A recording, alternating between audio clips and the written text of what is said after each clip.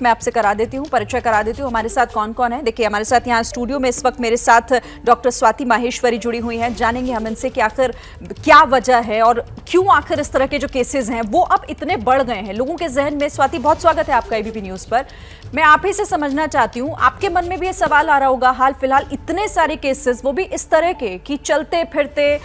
Doctor के सामने बैठे हुए हैं, स्टेज पर परफॉर्म कर रहे हैं और अचानक से हार्ट अटैक और सीधे जान चली जाती है।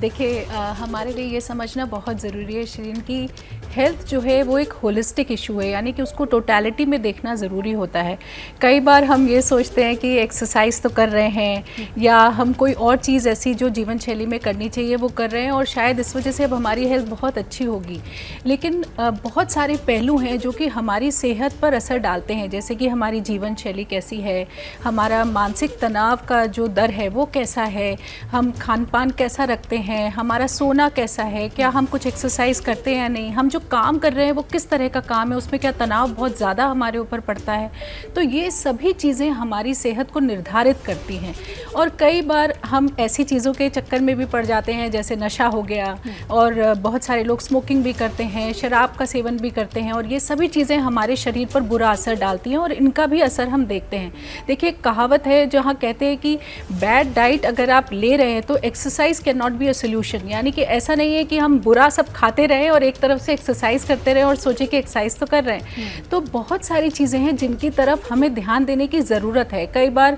हमारा मानसिक तनाव इतना ज़्यादा होता है, और अगर अभी आप पिछले के 2-3 साल देखें तो लोगों के ऊपर इस कोविड के समय में तरह तरह से मानसिक तनाव पड़ा है, जिससे शायद अभी हम उभर नहीं पाए हैं या लोग धीरे धीरे उससे उभर रहे हैं। और कई बार हम उसको एक्नॉलेज भी नहीं करते हैं कि हाँ, हम मानसिक तनाव में हैं या ये दिक्कतें हमें आ रही हैं, और हम बहुत सारी चीज़ों को नज़रअंदाज करते हुए आगे बढ़ते रहते हैं, जबकि हमें बीच में उन चीज़ों को समझने की कोशिश है कि हमारा शरीर हमें क्या संकेत दे रहा है, क्या हमारे को कुछ ऐसी तकलीफ़ें हैं जिनको हम नज़रअंदाज करते रहते हैं। जैसे सीढ़ी चढ़ रहे हैं तो सांस फूल रही है, या कुछ भी काम कर रहे हैं थकान महसूस हो रही है, या काम करने का ज़्यादा मन नहीं कर रहा है। और अगर ये सब चीज़ें आपके साथ अक्सर हो रही हैं,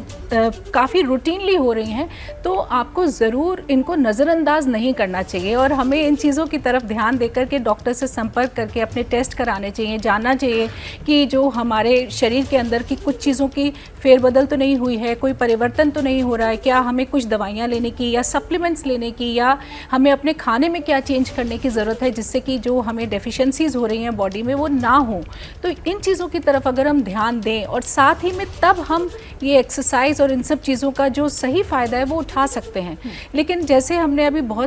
आपने भी अभी बहुत सारी घटनाएं बताई जो हुई हैं, उनमें हमें पीछे जाके देखना पड़ेगा कि कुछ चीज़ों का सेवन तो नहीं हो रहा था, मानसिक तनाव कैसा था,